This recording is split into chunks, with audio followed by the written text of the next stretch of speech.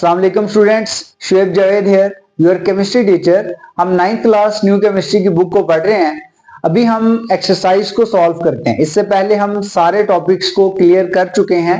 अगर आपने लेक्चर्स नहीं देखे तो मेरा यूट्यूब चैनल विजिट करें और वहां पे आपको वो लेक्चर्स मिल जाएंगे। साथ में चैनल को सब्सक्राइब जरूर करें ताकि आपको आने वाली हर नई वीडियो मिलती रहे।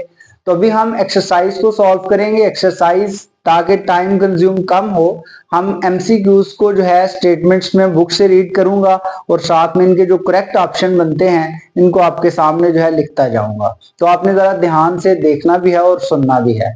तो एमसीक्यूज नंबर 1 की स्टेटमेंट रीड आउट करते हैं। Matter is present in neon science in the state of. जो मादा मौजूद होता है नियॉन साइंस में वो किस हालत में मौजूद होता है? तो नियॉन साइंस में जो मादा मौजूद होता है वो प्लाज्मा की फॉर्म में मौजूद होता है। तो देखें नियॉन साइंस में ये जो साइन बोर्ड होते हैं हॉस्पिटल्स के, स्कूल्स के, कॉलेजेस के, रात को वो चमक रहे होते हैं, लाइट अप होते हैं, तो वो एक्चुअली प्लाज्मा है। प्लाज्मा ग्लो कर रहा होता है और वो प्लाज्मा वहां पे हमने गैस फिल की होती है और वो गैस नियॉन गैस है। सेकेंड एमसीक्यूज हम देखते हैं अभी कि सेकेंड एमसीक्यूज जो है इसकी स्टेटमेंट है hazardous effects of shopping bags are studied in. यानी कि जो हैजर्डियस इफेक्ट्स हैं शॉपिंग बैग्स के, तो ऑब्वियसली बात है शॉपिंग बैग्स के जो हैजर्डियस इफेक्ट्स हैं वो हम जिस ब्रांच ऑफ केमिस्ट्री में पढ़ेंगे उस ब्रांच का नाम है इन्वायरमेंटल केमिस्ट्री। क्योंकि आप यहाँ पे माहौलियाती केमिस्ट्री में ही ये सीखते हैं कि आपके पास अगर शॉपिंग बैग्स है इनकी कंजप्शन जो है होगी तो ये माहौल को किस तरह से मुतासिर कर सकते हैं। तो इसका मतलब हुआ कि शॉपिंग बैग्स का ताल्लुक जिस ब्रांच ऑफ केमिस्ट्री से है उसका नाम है इन्वायरमेंटल केमिस्ट्री। तीसरे नंबर पे जो एमसीक्यूज है वो देखिए, the man made polymer is, यानी कि एक होते हैं सिंथेटिक पॉलीमर, एक होते हैं नेचुरल पॉलीमर। जो मैन मेड पॉलीमर है ये सिंथेटिक पॉलीमर है। मैन मेड पॉलीमर ऑप्शंस में जो मैन मेड पॉलीमर है वो हमारे पास है पॉलीस्टायरीन। पॉलीस्टायरीन जो है ये प्लास्टिक मटेरियल है और इसे हम खुद ही तैयार करते हैं। इसके अलावा यहाँ पे जितने भी ऑप्शंस हैं उसमें देखें स्टार्च गिवन है, ये एक नेचुरल पॉलीमर है, प्रोटीन नेचुरल पॉलीमर है, सेलुलोज है नेचुरल पॉलीमर है, but polystyrene is not a natural polymer, it is man made polymer और सिंथेटिक पॉलीमर। ठीक है, ये स्टायरीन के मोनोमर्स मिलते हैं तो पॉलीस्टायरीन बनते हैं, पॉलीस्टायरीन बैग्स बनते हैं, प्लास्टिक मटेरियल है ये। अच्छा जी, नेक्स्ट एमसीक्यूज हम देखते हैं। एमसीक्यूज नंबर 4, उसकी स्टेटमेंट है the crystals of which substance has rhombic shape. तो देखें किस सब्सटेंस के क्रिस्टल्स की शेप रोम्बिक होती है? तो सल्फर हमारे पास एक ऐसा एलिमेंट है जिसके क्रिस्टल्स की शेप जो है ये रोम्बिक हो सकती है। रोम्बिक भी होती है, मोनोक्लिनिक भी होती है, बट हमारे पास गिवन ऑप्शन जो है उसमें सल्फर मौजूद है और सल्फर की रोम्बिक फॉर्म एग्जिस्ट करती है, इस वजह से correct option is sulphur. Next MCQs number 5 देखते हैं स्टूडेंट्स। एमसीक्यूज नंबर 5 की स्टेटमेंट है विच liquid among the following is a colloidal solution. यानी कि दिए गए लिक्विड्स में से कौन सा लिक्विड जो है ये कोलाइडल सॉल्यूशन है। तो आप लोगों को 2-3 प्रॉपर्टीज में ऑलरेडी पढ़ा चुका हूं कि ट्रू सॉल्यूशन में, कोलाइडल सॉल्यूशन में और सस्पेंशन में क्या डिफरेंस है। कोलाइडल सॉल्यूशन में सॉल्यूट के पार्टिकल ट्रू सॉल्यूशन में मौजूद सॉल्यूट के पार्टिकल से थोड़े से बड़े होते हैं, बट इतने बड़े भी नहीं होते कि उनको हम इंसानी आंख से देख सकें। ठीक है, तो यहाँ पे देखें कोलाइडल सॉल्यूशन में हमारे पास जो है मिल्क की अगर आप बात करें तो ये कोलाइडल सॉल्यूशन है। इसके अलावा अगर आप बात करते हैं slag lime use for white wash या mixture of AgCl in water या विनेगर सॉल्यूशन, तो ये कोलाइडल सॉल्यूशन नहीं है। तो ट्रू ऑप्शन इज मिल्क। तो मिल्क जो है ये एक कोलाइडल सॉल्यूशन है। नेक्स्ट देखें हमारे पास एमसीक्यूज नंबर 6 है। एमसीक्यूज नंबर 6 को सॉल्व करते हैं।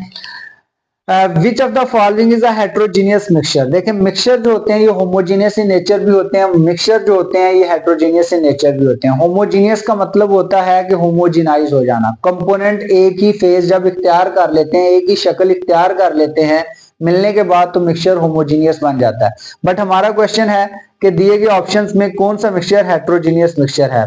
तो यहाँ पे option number D concrete mixture, ये हेट्रोजीनियस मिक्सचर है। कॉन्क्रीट मिक्सचर, कॉन्क्रीट मिक्सचर जो होता है ये जिस तरह कोई भी बिल्डिंग बन रही होती है, उस बिल्डिंग में आप बिल्डिंग के बनाने में आपको पता है कि आप सीमेंट यूज करते हो, आप बज्री यूज करते हो, रेत यूज करते हो, तो उनका जो मिक्सचर है ना उसे कंक्रीट मिक्सचर कहते हैं।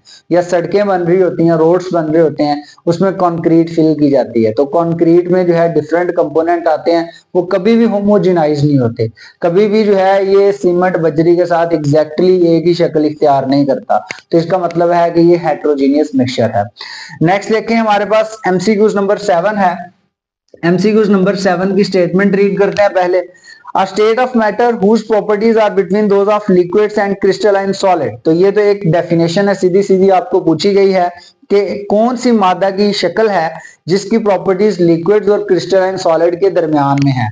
तो देखें ये आपके पास लिक्विड क्रिस्टल्स होते हैं। लिक्विड क्रिस्टल्स में कुछ प्रॉपर्टीज लिक्विड लाइक होती हैं और कुछ प्रॉपर्टीज सॉलिड लाइक होती हैं। तो वही आपसे पूछा गया है, तो आपके पास correct option liquid crystal alpha option है। एमसीक्यूज नंबर 8 देखते हैं। एमसीक्यूज नंबर 8 जो है इसकी स्टेटमेंट को रीड करते हैं पहले।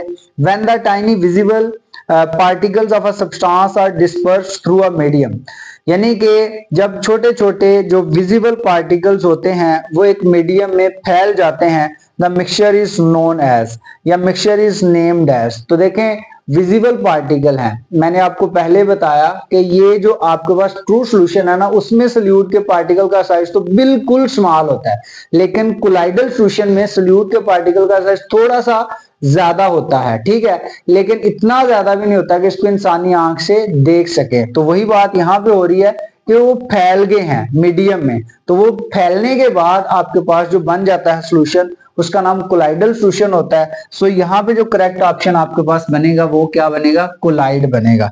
तो इसका मतलब है beta option is the correct one. 9 वाले एमसीक्यू स्टूडेंट्स पढ़ते हैं आप। 9 वाले एमसीक्यूज की स्टेटमेंट को जरा ध्यान से रीड करना है। सोल्यूशन ऑफ KClO3, आपके पास पोटेशियम क्लोराइड की का सॉल्यूशन है, उसकी सॉल्युबिलिटी आपको गिवन है, has a solubility of about 13.2 gram पर 100 centimetre cube at 40 degree centigrade. यानी कि पोटेशियम क्लोराइड का जो सॉल्यूशन है इसकी सॉल्युबिलिटी जो है ये 13.2 ग्राम है पर 100 सेंटीमीटर क्यूब, यानी कि 100 सेंटीमीटर क्यूब में जो पोटेशियम क्लोराइड की सॉल्युबिलिटी है वो 13.2 ग्राम है 40 डिग्री सेंटीग्रेड पे। How it's solubility will be affected if you decrease the temperature, इसकी सॉल्युबिलिटी पे क्या असर होगा आप अगर आप टेम्परेचर को कम करते हैं। तो देखें मैं आपको पढ़ा चुका हूं effect of temperature on the solubility of solutes. मैंने आपको बताया हुआ है कि हमारे पास कुछ साल्ट ऐसे होते हैं जिनका टेम्परेचर बढ़ाएं तो उनकी सॉल्युबिलिटी बढ़ती है, और उनका टेम्परेचर, कुछ साल्ट ऐसे होते हैं जिनका टेम्परेचर कम करें तो सॉल्युबिलिटी कम होती है। या यूं कह लें कि बाज दफा रिलेशन इनवर्स होता है, साल्ट का अगर टेम्परेचर बढ़ाते हैं तो सॉल्युबिलिटी कम हो जाती है, अगर आप टेम्परेचर कम करते हैं तो सॉल्युबिलिटी बढ़ जाती है। बाज दफा ऐसे भी होता है कि टेम्परेचर के बढ़ाने से या ना बढ़ाने से कोई फर्क नहीं पड़ता सॉल्युबिलिटी ऑफ सोल्यूट पे। लेकिन हम देखेंगे इस चीज को जज करने के लिए हम साल्ट देखेंगे कि साल्ट कौन सा गिवन है। तो आपको जो साल्ट गिवन है वो गिवन है KClO3। अगर आप effect of temperature on the solubility of solute में जो ग्राफ दिया गया है उसको रीड आउट करें तो वहां पे आपको पता चलेगा कि KClO3 का अगर टेम्परेचर बढ़ाएं तो सॉल्युबिलिटी बढ़ेगी। तो इसका मतलब है अभी आपको रिक्वायर्ड क्या है कि टेम्परेचर कम करना है, जब टेम्परेचर कम करना है तो सॉल्युबिलिटी डिक्रीज हो जाएगी। तो इसका मतलब है beta option is the correct one, the solubility will decrease. तो आप यहाँ पे बीटा ऑप्शन को टिक करेंगे, सॉल्युबिलिटी विल डिक्रीज, ठीक है, सॉल्युबिलिटी विल डिक्रीज। नेक्स्ट आपके पास एमसीक्यूज नंबर 10 है और लास्ट एमसीक्यूज है, इसको भी जरा ध्यान से सुनना है। You are studying the rate of hydrolysis. तो देखो आपको जज करने के लिए कोई एक पॉइंट चाहिए होता है, तो यहाँ पे जो पॉइंट मिल गया वो रेट है। तो रेट ऑफ रिएक्शन जब भी किसी ब्रांच में पढ़ते हो उस ब्रांच का नाम होता है फिजिकल केमिस्ट्री। तो देखो you are studying the rate, rate का मतलब है speed of hydrolysis of starch. आप हाइड्रोलाइसिस करवाओगे स्टार्च की under different condition of temperature, मुख्तलिफ कंडीशंस टेम्परेचर्स की यूज करके, in which branch of chemistry this topic will fall. तो मैं आपको पहले बता चुका हूं, आपने बाकी सब कुछ इग्नोर कर देना है, रेट वर्ड पे फोकस करना है। तो रेट वर्ड जब देखेंगे तो branch will be the physical chemistry.